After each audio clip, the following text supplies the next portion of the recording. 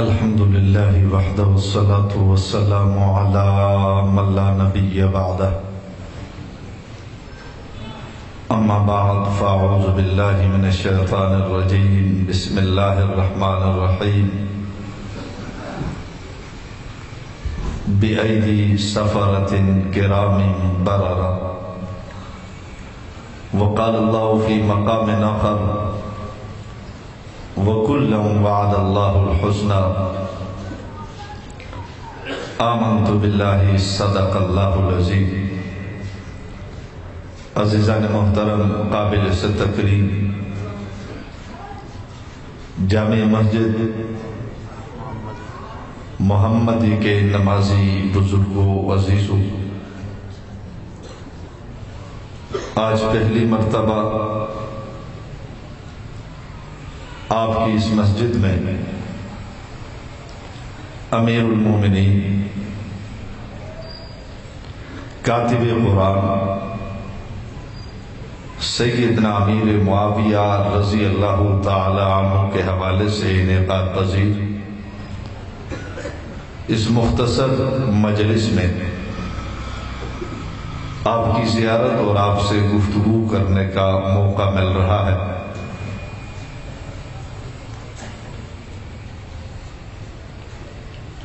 میں سب سے پہلے جامع مسجد حاضہ کے امام صاحب اور اس مسجد کے کمیٹی کے دوستوں کا شکریہ ادا کروں گا کہ انہوں نے اس خوبصورت مجلس اور ذکر معاویہ کے لیے موقع فراہم کیا۔ اللہ تبارک و تعالیٰ ان کو بہترین اجر عطا فرمائے۔ عزیزان محترم، میرے پاس وقت انتہائی مختصر ہے، میں نے یہاں سے فارغ ہو کر ایک اور پروگرام کی طرف بھی جانا ہے۔ چونکہ یہ رجب کا مہینہ ہے، اس مہینے میں صرف اس مسجد میں نہیں، صرف کراچی میں نہیں، پورے پاکستان میں ہم عاشرہ کاتب قرآن مناتے ہیں۔ مساجد میں مختصر مجالس محافل کا انعقاد کرتے ہیں، اس میں سیدنا امیر معاویہ رضی اللہ تعالی عنہ کا تذکرہ کرتے ہیں،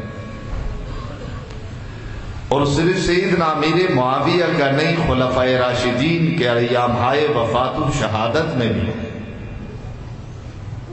جہاں تک ہماری رسائی ہوتی ہے ان مساجد میں ہم مختصر مجالس محافل کا انعقاد کرتے ہیں، اصحاب رسول کا تعارف، اصحاب رسول کا ذکر کرتے ہیں۔ آج کی یہ مختصر مجلس بھی اس سلسلے کی ایک کڑی ہے، کوئی نئی مجلس نہیں، نئی بات نہیں، کوئی اور مقاصد نہیں، صرف ذکر صحابہ کرنا مقصود ہے۔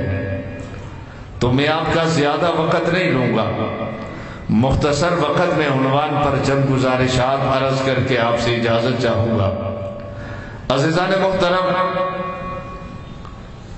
اصحاب رسول میں دو شخصیات ایسی ہیں جو عظیم بھی ہیں، مظلوم بھی ہیں۔ یوں تو سارے صحابہ عظیم ہیں، لیکن ان میں دو صحابہ تو ایسے ہیں عظیم ہونے کے ساتھ ساتھ وہ مظلوم بھی ہیں۔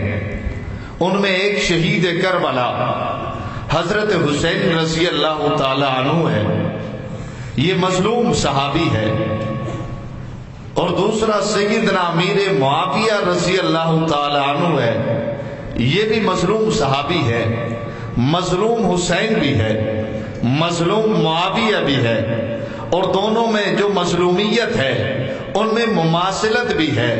میں نے حضرت حسین کو مظلوم اس لیے نہیں کہا کہ وہ کربلا میں کٹا، اس لیے مظلوم نہیں کہا بچوں کے سامنے کٹا، اس لیے مظلوم نہیں کہا بچوں سمیت خاندان سمیت کٹا، اس لیے مظلوم نہیں کہا کہ وہ پردیس میں کٹا۔ شہادت مظلومیت نہیں ہے، شہادت تو عظمت ہے، شہادت تو رفعت ہے، شہادت تو بلندی ہے، شہادت تو مرتبہ ہے، شہادت تو اللہ کا انعام ہے۔ لیکن میں نے حسین کو مظلوم اس لیے کہا، 1450 سال کا طویل عرصہ گزر گیا، حضرت حسین کے بچپن کا تذکرہ نہیں کیا جاتا، نوجوانی کا تذکرہ نہیں کیا جاتا، جوانی کا تذکرہ نہیں کیا جاتا، حسین کی عبادت کا تذکرہ نہیں، حسین کی اطاعت کا تذکرہ نہیں، حسین کی نمازوں کا تذکرہ نہیں، حسین کے روزوں کا تذکرہ نہیں، حسین کے حج کا تذکرہ نہیں، حسین کی تلاوت کا تذکرہ نہیں، حسین کے ذکر کا تذکرہ نہیں۔ دیوبندی بھی ان کا تذکرہ نہیں کرتا، بریلوی بھی ان کا ذکر نہیں کرتا، اہل حدیث بھی ان کا ذکر نہیں کرتا۔ مجھے غیروں سے گلہ کوئی نہیں ہے، مجھے اپنوں سے گلہ ہے۔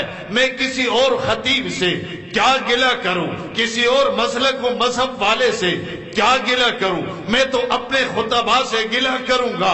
1400 سال کا طویل عرصہ گزر گیا، حضرت حسین کا تذکرہ ہوتا ہے، لیکن تذکرہ کیسے کیا جاتا ہے؟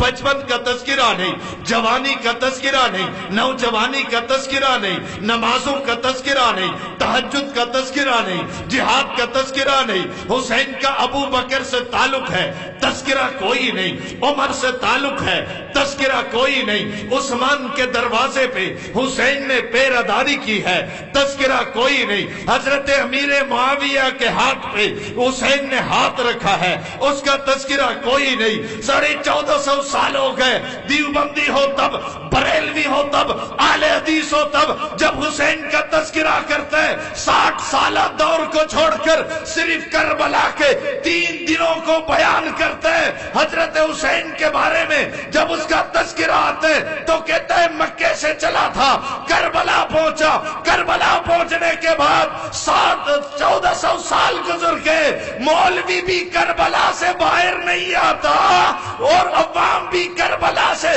باہر نہیں آتا۔ مظلوم اس لیے ہے، حسین کے نمازوں کا تذکرہ کیوں نہیں؟ حافظ القرآن تھے، تذکرہ کیوں نہیں؟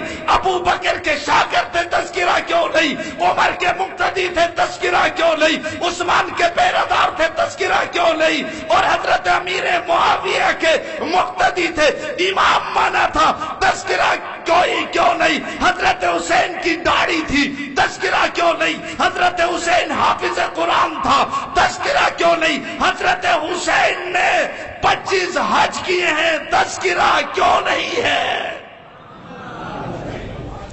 مظلوم اس لیے ہے، غیر تو غیر ہے، اپنے بھی جب حسین کا تذکرہ کریں گے تو کہیں گے کربلا پہنچا، 1400 سال کا عرصہ ہو گیا، امام صاحب بھی کربلا میں ہے، خطیب بھی کربلا میں ہے، دیوبندی بھی کربلا میں ہے، بریلوی بھی کربلا میں ہے، اہل حدیث بھی کربلا میں ہے، شیعہ تو رہتا ہی کربلا میں ہے، وہ باہر نہیں آتا۔ تو کیوں نہیں آتا؟ وہ تو اس لیے نہیں آتا، وہ باہر آئے، بچپن بتانا پڑے گا۔ اس کے پاس حسین کا بچپن نہیں، جوانی نہیں ہے، حضرت ابو بکر صدیق سے تعلق بتانا پڑے گا، وہ اس لیے باہر نہیں آتا۔ فاروق اعظم سے تعلق بتانا پڑے گا، وہ اس لیے نہیں آتا۔ عثمان کی پیراداری بتانا پڑے گی، وہ اس لیے نہیں آتا۔ معاویہ کے ہاتھ پہ ہاتھ رکھا تھا، اس کو بتانا پڑے گا، وہ تو اس لیے نہیں آتا۔ تجھے کیا ہوا دیوبندی بریلوی، تو کیوں نہیں آتا؟ حسین کا کردار تیرے پاس، حسین نمازی، نماز تیرے پاس، حسین روزہ دار، روزہ تیرے پاس، حسین حاجی تھا، حج تیرے پاس، حسین زکات دیا کرتا تھا، زکات تیرے پاس، حسین حافظ القرآن تھا، قرآن تیرے پاس ہے۔ تو کیوں نہیں آتا؟ تو کیوں بیان نہیں کرتا؟ تو کیوں قوم کو کیوں نہیں بتاتا؟ اس نے تجھے کربلا میں بٹھایا، تو کربلا میں بیٹھ گیا، اب باہر آنے کا نام بھی نہیں لیتا۔ تذکرہ سارے حسین کا کرتے ہیں، لیکن کربلا سے باہر ہے۔ بات سمجھ میں آ رہی نہیں؟ آ رہی نہیں آ رہی؟ مظلوم اس لیے ہے کہ حسین کے 60 سالہ دور پر پردہ ڈالا گیا، ایک منصوبے کے تحت پردہ ڈالا گیا، ایک سازش کے تحت پردہ ڈالا گیا، جان بوجھ کر پردہ ڈالا گیا۔ اگر یہ میرا خطیب، میرا عالم، میرا مفتی، میرا دیوبندی، میرا بریلوی، میرا اہل حدیث اگر کربلا سے تھوڑا باہر نکلے، ان بچوں کو حسین کا بچپن بتائے، جوانی بتائے، ابو بکر کا دور بتائے، عمر کا دور بتائے، عثمان کا دور بتائے، معاویہ کا دور بتائے، ملک سے انتشار ختم ہوگا، افتراق ختم ہوگا، امن قائم ہو جائے گا۔ ضرورت ہے حسین کے کردار کو بیان کیا جائے۔ میں نے کہا مظلوم اس لیے حسین کے کردار پر پردہ ڈالا گیا۔ صحابہ میں دوسرا مظلوم صحابی حضرت امیر معاویہ بھی ہے، یہ عظیم بھی ہے، مظلوم بھی ہے۔ مظلوم کیوں ہے؟ حضرت امیر معاویہ کی نسبتوں کا تذکرہ نہیں کیا جاتا، اپنے نہیں کرتے، غیروں سے گلہ کوئی نہیں ہے، اپنے تذکرہ نہیں کرتے۔ حضرت امیر معاویہ کی عظمتوں کا تذکرہ نہیں، نسبتوں کا تذکرہ نہیں، رفتوں کا تذکرہ نہیں، مقام کا تذکرہ نہیں، فضائل کا تذکرہ نہیں، مناقب کا تذکرہ نہیں۔ جب امیر معاویہ کا ذکر آئے گا تو یہ کہا جائے گا حضرت امیر معاویہ اور حضرت علی کا اختلاف ہو گیا تھا۔ کیا ہو گیا تھا ساتھ ساتھ؟ مولوی یہ بتائے گا بس اختلاف ہو گیا تھا، پھر لڑائی ہو گئی تھی، جنگ صفین ہو گئی تھی۔ وہاں کربلا میں پھنسا ہوا ہے، یہاں صفین میں پھنسا ہوا ہے۔ کربلا سے بھی باہر کوئی نہیں آتا، صفین سے بھی باہر کوئی زور سے۔ حضرت امیر معاویہ نے 40 سال حکومت کی ہے، تذکرہ نہیں کیا جاتا۔ حضرت حسین، حضرت امیر معاویہ کے دور میں روم کے علاقے فتح ہوئے، تذکرہ کوئی نہیں کرتا۔ فارس کے علاقے فتح ہوئے، تذکرہ کوئی نہیں کرتا۔ امیر معاویہ کے دور حکومت میں اسلامی لشکر نے کابل میں اسلام کا پرچم لہرایا، تذکرہ کوئی نہیں کرتا۔ امیر معاویہ کے لشکر نے سمرقند فتح کیا، تذکرہ کوئی نہیں کرتا۔ امیر معاویہ کے لشکر نے پشاور کو فتح کرتا ہوا چرسدہ میں آ کر اسلام کا پرچم بلند کیا، اس کا تذکرہ کوئی نہیں کرتا۔ صرف یہ بتایا جاتا ہے حضرت علی اور حضرت معاویہ کی لڑائی ہو گئی، شہادتیں ہو گئی۔ بھائی اس کے علاوہ بھی یہ 1-2 دن کا مسئلہ تو نہیں تھا۔ 40 سال حکومت کی ہے، 20 سال گورنر رہے ہیں، 20 سال خلیفہ رہے ہیں، 40 سال حکومت کی ہے۔ 40 سال اپنے حکومت کے دور میں اسلام کا پرچم 64,65,000 مربع میل تک، آدھی دنیا سے زیادہ تک اسلام کا پرچم لہرایا ہے۔ اس کا تذکرہ کیوں نہیں کیا جاتا؟ امیر معاویہ کاتب قرآن ہے، تذکرہ کیوں نہیں کیا جاتا؟ جبریل قرآن لاتا ہے، نبی پڑھ کر سناتا ہے، معاویہ لکھتا ہے۔ تذکرہ نعرے نہیں، نوجوان بات سمجھو، بات سمجھو، صرف نعرے نہیں۔ میں نے کہا مظلوم ہے، مظلوم اس لیے کہ معاویہ کی نسبتوں عظمتوں کا تذکرہ نہیں۔ کاتب قرآن ہے، کاتب کا معنی لکھنے والا، کاتب کا معنی، کاتب کا معنی لکھنے والا، لکھنے والا۔ سنی تو ویسے ہی سنے نا، وہاں ذاکر جھوٹ بھی بولتا ہے، سارے کھڑے ہو جاتے ہیں، واہ واہ واہ واہ واہ واہ۔ یہاں پورا قرآن بھی سناؤ، سبحان اللہ کہنے کو کوئی تیار نہیں ہے۔ یہ حالت ہے ہماری۔ اس لیے تو مولوی بھی کربلا میں کوئی مقتدی پوچھتا نہیں، مولوی صاحب آپ کے پیچھے 50 سالوں سے نماز پڑھ رہا ہوں، یہ کربلا کے علاوہ حسین کا کوئی کردار ہے کہ نہیں؟ لیکن مقتدی بولے گا کیوں؟ وہ تو عربی خطبہ کے وقت آتا ہے، وہ تو کامل مکمل، خود مفتی، خود خطیب، خود ادیب، خود سب کچھ ہے، تو اس کو ضرورت کیا ہے؟ خیر میں عرض کر رہا تھا امیر معاویہ کاتب قرآن، کاتب کا معنی لکھنے والا۔ کیا ہے؟ کیا ہے؟ کیا ہے؟ لکھنے والا، لکھنے والا۔ کتاب لکھے وہ کاتب، ورق پہ لکھے وہ کاتب، دیوار پہ لکھے وہ کاتب۔ اخبار پہ لکھے تو وہ کاتب، لیکن معاویہ عام کاتب نہیں، کاتب قرآن ہے۔ کیا مطلب؟ اللہ کے کلام کا کاتب ہے۔ جبریل قرآن لاتا ہے، نبی پڑھ کر سناتا ہے، معاویہ لکھتا ہے۔ معاویہ رحمان کا کاتب ہے۔ آپ کاتب اس کو بناتے ہیں جس پر آپ کو اعتماد ہو، میں کاتب اس کو بناتا ہوں جس پر مجھے اعتماد ہو۔ وزیر کاتب اس کو بناتا ہے جس پر اس کو اعتماد ہو۔ مشیر کاتب اس کو بناتا ہے جس پر اس کو اعتماد ہو۔ صدر کاتب اس کو بناتا ہے جس کو پر اس کو اعتماد ہو۔ جی ہاں، آپ کاتب اس کو بنائیں گے جس پر آپ کو اعتماد ہو۔ اور رب کائنات نے معاویہ کو قرآن کا کاتب بنایا۔ کون سا رب؟ جو ماضی کو بھی جانتا ہے، حال کو بھی جانتا ہے، مستقبل کو بھی جانتا ہے۔ اس نے معاویہ کے دل کو دیکھا، پھر اس کو کتابت کے لیے چنا۔ معاویہ وہ ہے جس پر رحمان کو بھی اعتماد ہے، نبی آخر الزمان کو بھی اعتماد ہے۔ اس کا تذکرہ کوئی نہیں کرتا۔ صرف قرآن کا کاتب نہیں ہے، نبی آخر الزمان کا کاتب بھی امیر معاویہ ہے۔ میرے نبی نے اپنے دور میں، اپنی حیات میں 111 خطوط لکھوائے ہیں، اور ان 111 خطوط میں سے 70 خط حضرت امیر معاویہ سے لکھوائے ہیں۔ گویا کہ معاویہ پر اللہ کو بھی اعتماد ہے، نبی کو بھی، سنیوں کو بھی، سنیوں کو بھی، سنیوں کو بھی۔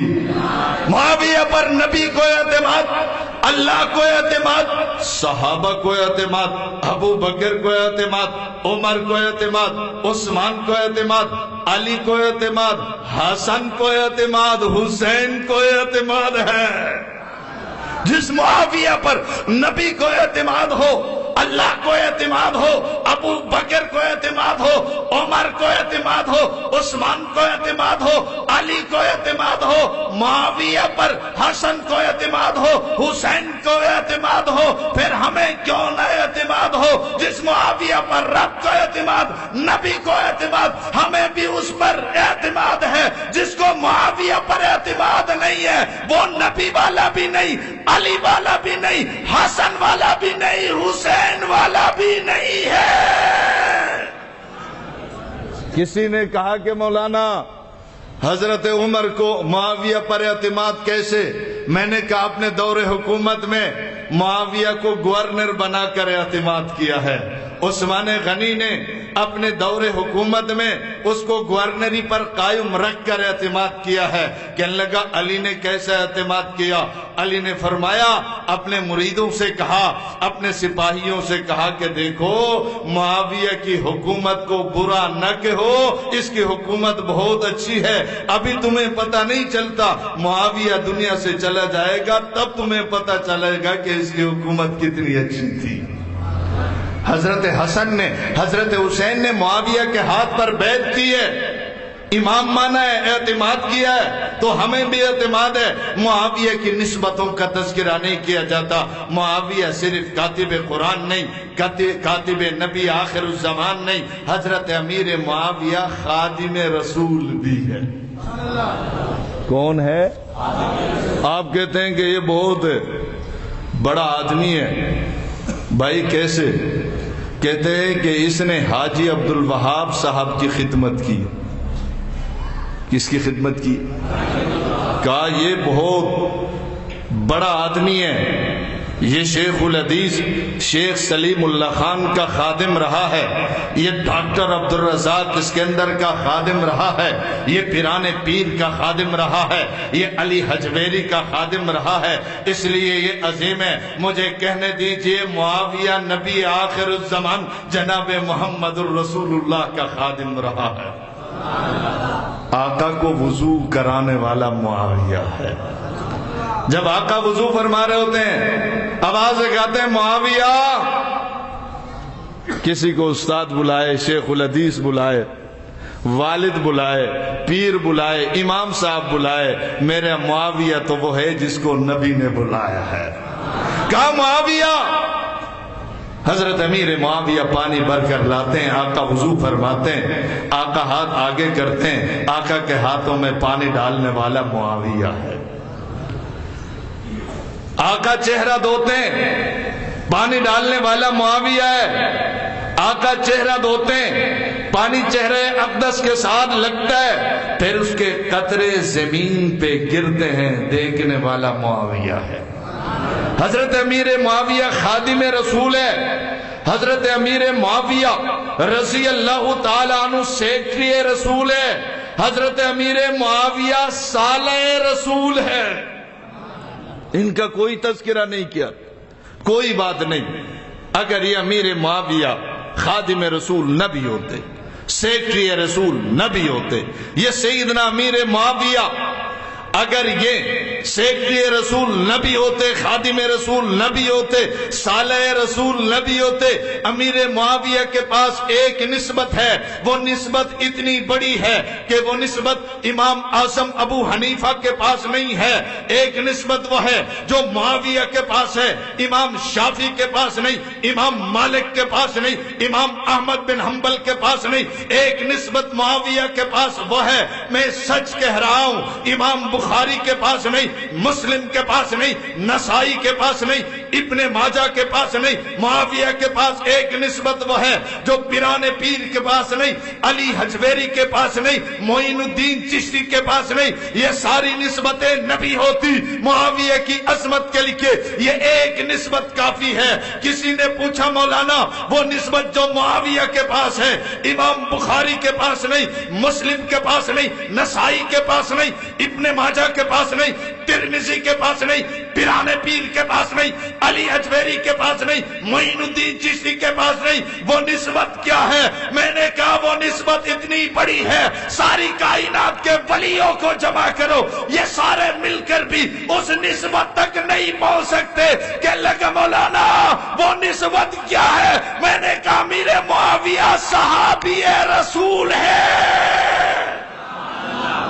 کون ہے؟ کون ہے؟ کہنے لگا مولانا صحابی رسول ہے، پھر کیا ہوا؟ میں نے کہا نبوت کے بعد عظمتیں صحابیت پہ ختم ہو گئی ہیں۔ کہنے لگا کیسے؟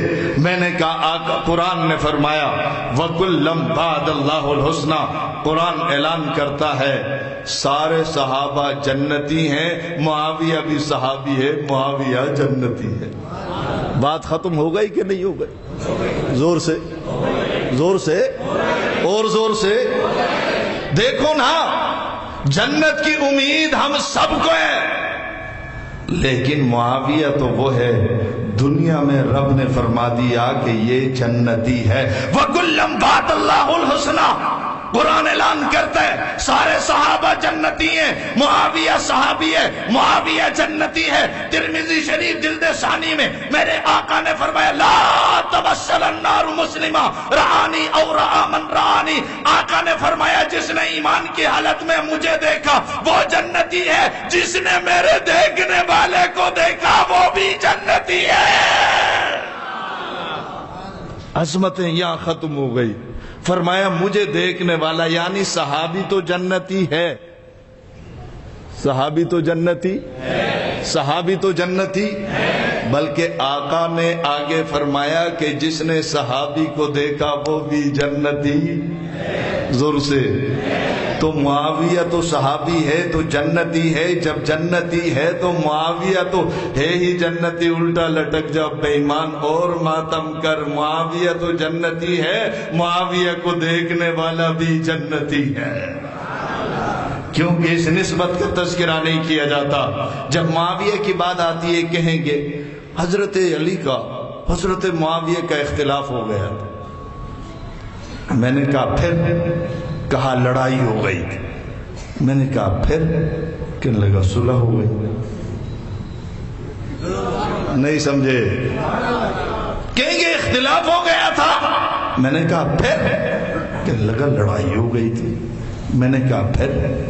کہنے لگا صلح ہو گئی تھی۔ میں نے کہا پھر تجھے کیا تکلیف ہے؟ بھائی اختلاف پہلے ہے، لڑائی پہلے ہے، صلح صلح بعد میں، اختلاف پہلے، لڑائی پہلے، صلح بعد میں۔ اب بیان کرنا ہے اختلاف نہ کر، لڑائی نہ کر، بعد میں صلح ہے، صلح بیان کر۔ کیا بیان کر، کیا بیان کر. یہ کہیں گے کہ اختلاف ہو گیا تھا. سامنے والا سنی تو سن کر سنی ہے نا، بس سن ہی ہے. یہ تو سن کر سنی ہے. وہ سامنے والا کہے گا کہ اختلاف ہو گیا تھا، پھر بتائے گا لڑائی ہو گئی تھی، اتنے لوگ شہید ہو گئے تھے. سامنے والا اس سے پوچھے گا نہیں اور وہ تو بتائے گا نہیں. ذرا پوچھ لیتا کہ یہ اختلاف ہو کیوں گیا تھا، اختلاف ہو زور سے. یہ تو سوال کرنا، ارے ذاکر، ارے بے ایمان، اختلاف بتاتا ہے علی معاویہ کا، یہ بھی تو بتاؤ اختلاف کس میں تھا. اختلاف ہے، باپ بیٹے میں بھی اختلاف ہوتا ہے، بھائی بھائی میں بھی اختلاف ہوتا ہے، امام اور مقتدیوں میں بھی ہوتا ہے نہیں ہوتا، استاد اور شاگردوں میں بھی اختلاف ہو جاتا ہے. علی معاویہ میں ہو گیا، پہلے وضاحت کر. اختلاف ہو گیا تھا علی معاویہ کا، میں بھی مانتا ہوں، لیکن یہ اختلاف عقیدے کا نہیں تھا، سیاسی اختلاف تھا. کیا تھا؟ کیا تھا؟ کیا تھا؟ اس دور میں الگ الگ عقیدے کے لوگ نہیں تھے، مذہب مسلک دونوں کا ایک تھا. اختلاف عقیدے میں نہیں تھا، نظریے میں نہیں تھا، اختلاف سیاسی تھا. میں تو کہا کرتا ہوں اختلاف اس بات پہ تھا، اس کو ہم کہہ سکتے ہیں کہ آج اور کل میں اختلاف تھا. آج اور کل میں اختلاف تھا. کیوں؟ حضرت عثمان غنی شہید ہو گئے. اس کی شہادت کے بعد اس کے قاتل حضرت علی المرتضیٰ کے لشکر میں شامل ہو گئے. حضرت امیر معاویہ حضرت عثمان غنی کے رشتہ دار بھی تھے، قبیلے کا بھی تھا، رشتہ دار بھی تھا، قبیلے کا بڑا بھی تھا. اور حضرت عثمان غنی کے بڑے کمانڈروں میں سے، گورنروں میں سے تھے. اور ان کے عزیزوں نے کہا کہ ان قاتلوں کو سزا ملنی چاہیے. تو حضرت امیر معاویہ نے علی المرتضیٰ سے کہا آپ کی عظمتوں کا انکار نہیں، آپ عظیم ہیں، آپ کا بڑا مقام ہے، آپ کی بڑی رفعت ہے، میں آپ کو خلیفہ ماننے کے لیے تیار ہوں. مجھے خلافت نہیں چاہیے، میں خلافت کا دعویدار نہیں. میری کتنی عرض ہے، عثمان غنی کو مظلومانہ طور پر شہید کر دیا گیا ہے، وہ آپ کے لشکر میں، ان کو ہمارے حوالے کرو، ان کو سزا دے دو، ہم آپ کے ہاتھ پر بیعت کریں. اتنی بات. تو حضرت علی المرتضیٰ نے کیا فرمایا؟ فرمایا کہ وہ تو ٹھیک ہے، میں بھی مانتا ہوں مظلومانہ طور پر شہید ہوئے، اور میں بھی یہی کہتا ہوں ان کو سزا ملنی چاہیے، لیکن اس وقت ان کی تعداد زیادہ ہے، ان کے پیچھے بڑے بڑے قبائل ہیں، اور اس وقت ہم ہاتھ نہیں ڈال سکتے. قاتلوں پر ہاتھ ڈالیں گے انتشار ہوگا، اس لیے پہلے آپ بیعت کر لو، حکومت مضبوط ہو جائے، مستحکم ہو جائے، پھر ہم قاتلوں کو مل کر سزا دیں گے. لیکن معاویہ کا کہنا یہ تھا کہ نہیں، آج سزا دو. علی المرتضیٰ کا کہنا یہ تھا کہ کل سزا دوں گا. تو آج کل میں اختلاف ہو گیا، ورنہ دونوں کا عقیدہ ایک تھا، نظریہ ایک تھا، کلمہ ایک، نماز کا طریقہ ایک، روزے کا طریقہ ایک، حج کا طریقہ ایک، زکوٰۃ کا طریقہ ایک، جہاد کا طریقہ ایک. کلمہ دونوں کا 2 جزوں والا تھا. کوئی ثابت نہیں کر سکتا کہ علی کا 5 جزوں والا تھا. کلمہ بھی ایک تھا. میں نہیں کہہ رہا، حضرت علی المرتضیٰ کا خطبہ نہج البلاغہ میں موجود ہے. حضرت علی المرتضیٰ اعلان کرتے ہیں وَالظَّاهِرُ أَنَّ رَبَّنَا وَاحِدٌ وَنَبِيُّنَا وَاحِدٌ وَدَعْوَتُنَا فِي الْإِسْلَامِ وَاحِدَةٌ لَا نَسْتَزِيدُهُمْ فِي الْإِيمَانِ بِاللَّهِ وَالتَّصْدِيقِ بِرَسُولِهِ وَلَا يَسْتَزِيدُونَنَا الْأَمْرُ وَاحِدٌ إِلَّا مَا اخْتَلَفْنَا فِيهِ مِنْ دَمِ عثمان وَنَحْنُ مِنْهُ بُرَاءٌ. حضرت علی المرتضیٰ کہتے ہیں میرے اور علی کا رب بھی ایک ہے، نبی بھی ایک ہے، دین بھی ایک ہے، دعوت اسلام بھی ایک ہے، ایمان میں میں معاویہ سے زیادہ نہیں، معاویہ مجھ سے زیادہ نہیں۔ کہا کہ ایک مسئلے میں اختلاف ہو گیا، حضرت عثمان غنی کے قاتلوں سے بدلہ لینے کے حوالے سے ان کو شک تھا کہ شاید میں ان کے ساتھ ملاؤں، حالانکہ خون عثمان سے میں بری ہوں، میرا ان سے کوئی تعلق نہیں ہے۔ خون عثمان کے حوالے سے ہمارا اختلاف ہو گیا، ورنہ عقیدے میں کوئی اختلاف نہیں،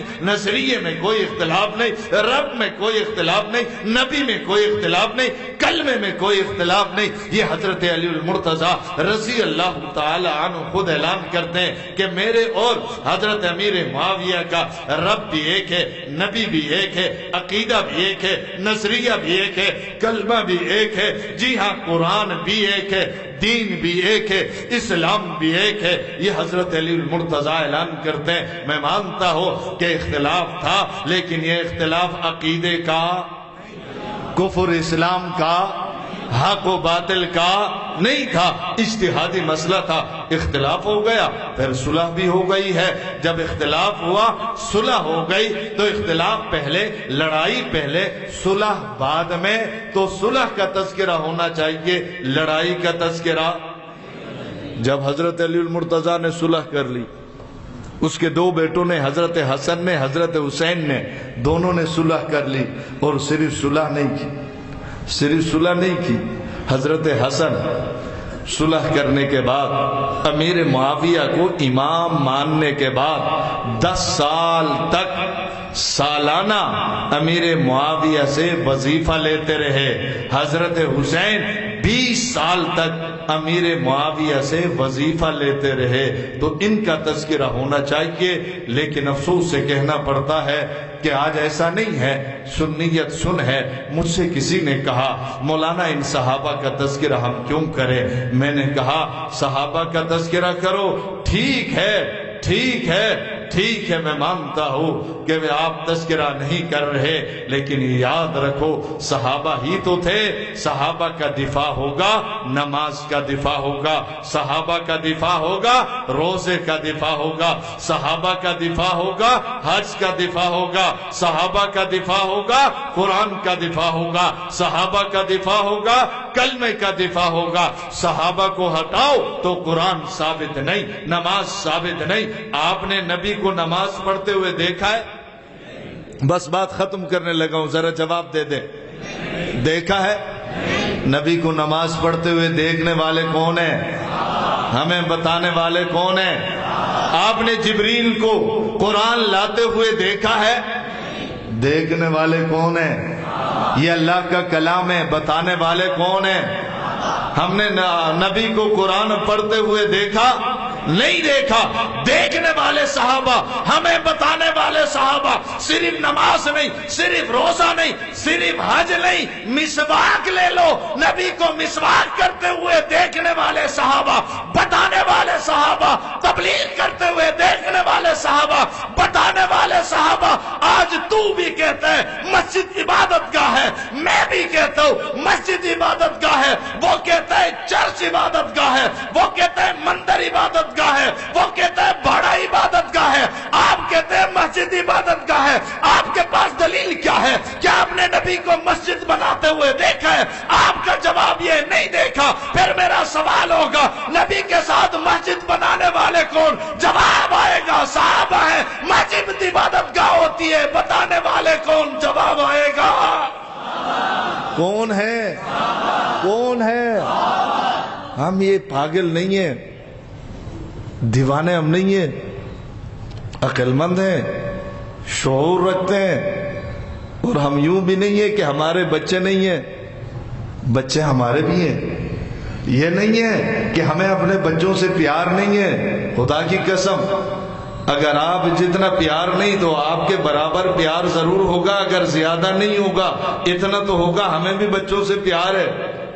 جی ہاں، ہمارا جسم اسٹیل کا نہیں بنا ہے، ہمیں بھی تکلیف ہوتی ہے، جیل ہمیں اچھا نہیں لگتا۔ 3 مہینے تک آنکھوں پر پٹی باندھ کر مجھے زندہ قبر میں رکھا گیا، میں نے نہ آسمان دیکھا نہ زمین، نہ میں نے کسی انسان کا چہرہ دیکھا۔ ہم پاگل نہیں ہیں، دیوانے نہیں ہیں، عقل مند ہیں۔ عقل و شعور رکھتے ہیں، لیکن بات اتنی ہے کہ دشمن چاہتا ہے کہ اس امت کو صحابہ سے توڑا جائے۔ ہوگا کیا آپ نہیں دیکھ رہے یہ جو موجودہ تحفظ ناموس صحابہ اہل بیت بل پیش ہوا ہے، آپ کیا سمجھتے ہیں ویسے ہی ہو گیا؟ نہیں، اس کے پیچھے بڑا خون لگا ہے، سعد کے والد کا خون لگا ہے، اس کے بھائی کا خون لگا ہے، 10,000 جنازے ہم نے اٹھائے ہیں۔ لیکن آپ نے دیکھا سنی تو سنے، لیکن دشمنان صحابہ اس بل کے حوالے سے کتنی محنت کر رہے ہیں آپ کو اندازہ ہے؟ چیخ رہے ہیں، چلا رہے ہیں، واویلا کر رہے ہیں، کیوں ہم نے یہ بل پاس کیوں کروایا، پیش کیوں کروایا؟ مولانا عبدالاکبر چترالی نے ویسے ہی اٹھ کر پیش کیا؟ ایسا نہیں ہے، بڑی محنت ہے۔ دشمن صحابہ پر وار کرنا چاہتا ہے، وہ کتابیں لکھتا ہے، وہ بیانات میں تقریروں میں صحابہ کو نعوذ باللہ منافق کہہ رہا ہے، کھل کر کہہ رہا ہے، کافر کہہ رہا ہے۔ خدا نخواستہ اگر صحابہ کرام سے یہ مسلمان بدزن ہو گیا، پھر اس کے پاس نماز کہاں بچے گی، روزہ کہاں بچے گا، حج کہاں بچے گا، تبلیغ کہاں بچے گی؟ صحابہ پر اعتماد ہے تو دین ہے، کیونکہ اس دین کے، اس شریعت کے، اس قرآن و حدیث کے اولین گواہ صحابہ ہیں۔ وہ مجروح ہوں گے، پورا دین مجروح ہو جائے گا۔ اس لیے ہم چاہتے ہیں کہ اس امت کو اس فتنے کے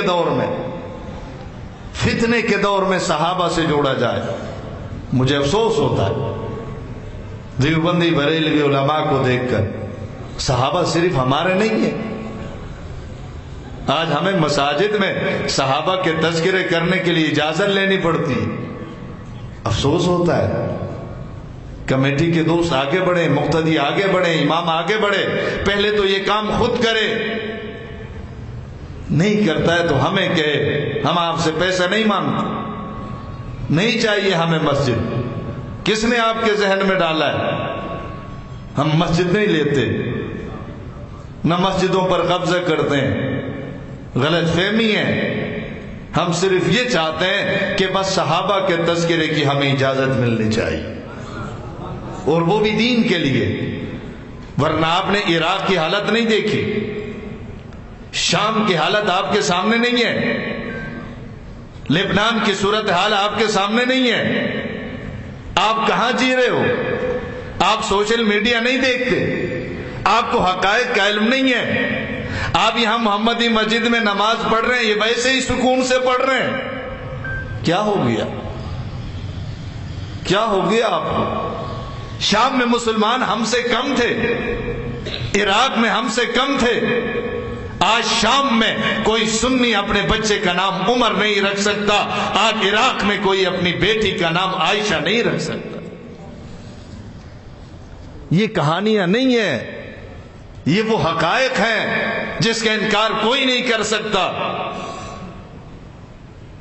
کیا آپ نے شام کے اس سنی کا انٹرویو اور فریاد آپ نے نہیں سنی جو کہہ رہا تھا کہ میری بچی کو اس لیے مار ڈالا گیا، چھوٹی سی بچی تھی 10 سال کی، کہا اس کا نام عائشہ تھا۔ اور یہاں جو مدارس مساجد آباد ہیں ویسے ہی ہیں۔ ایرانی انقلاب ویسے رک گیا ہے؟ نہیں، شام میں یہ صورتحال اس لیے ہوئی کہ وہاں حق نواز نہیں تھا۔ عراق میں یہ صورتحال اس لیے ہوئی کہ اس میں حق نواز نہیں تھا۔ پاکستان میں اگر ہم بچے ہوئے ہیں، اس حق نواز کو سلام کرو کہ اس پاکستان میں حق نواز پیدا ہوا تھا۔ ٹھیک ہے، قربانیاں ہمارے کارکنوں نے دی، علماء نے دی، 10,000 جنازے ہم نے اٹھائے، لیکن اس سے مساجد محفوظ ہو گئے، اہل سنت کا ایمان محفوظ ہو گیا۔ ورنہ ایران میں ہم سے کم سنی نہیں ہے۔ جاؤ پتہ تو کرو، کیا آپ نے زاہدان میں کے حوالے سے پتہ نہیں کیا؟ وہاں کی مسجد میں پہلے ایک امام کو ایک ہفتہ قبل نکالا گیا صرف اس وجہ سے اس نے اپنے جمعے کے خطبے میں صدیق اکبر کا تذکرہ کیا تھا۔ میرے بھائی دیکھو، ہم آپ سے مانگتے کچھ نہیں ہے، لیتے کچھ نہیں ہے، بس ہم چاہتے ہیں کہ صحابہ کا تذکرہ صرف مسجد میں نہیں، مدرسے میں نہیں، گھر میں بھی ہونا چاہیے۔ آپ کے لیے ہمیں کوئی فائدہ نہیں، ہمیں فائدہ یہ ہے کہ اجر ہمیں ملے گا، ورنہ دنیا بھی کوئی فائدہ نہیں۔ ہم نے اس کے لیے باقاعدہ شیخ الحدیث مولانا زکریا صاحب کی کتاب حکایات الصحابہ کو جماعت کی طرف سے خصوصی طور پر ہم نے شائع کیا، اپنے حلقوں میں، اپنے گھروں میں اس کی ہم نے تعلیم شروع کی ہے۔ آپ بھی اپنے گھروں میں اس کی تعلیم شروع کریں۔ ہماری کتاب نہیں، شیخ الحدیث مولانا زکریا کی کتاب ہے، اس کو ہم نے الگ کر کے شائع کیا ہے جماعت کی جانب سے۔ ہمارے بچوں کو ابو بکر، عمر، عثمان، علی، معاویہ، طلحہ، زبیر، عشرہ مبشرہ، اہل بدر کے بارے میں معلومات ہونی چاہیے۔ کوشش کریں گے انشاءاللہ، کوشش کریں گے انشاءاللہ۔ اور کل 22 رجب ہے، لسبیلا چوک سے لے کر معاویہ سینٹر، تبت سینٹر تک، سابقہ تبت سینٹر تک عظیم الشان تاریخ ساز مدح صحابہ جلوس نکالا جائے گا۔ آپ تمام احباب سے گزارش ہے کہ اس جلوس میں ضرور شرکت کریں۔ وما علینا الا البلاغ۔ اللہم ربنا آتنا فی الدنیا حسنہ وفی الآخرۃ حسنہ وقنا عذاب النار۔ آمین برحمتک۔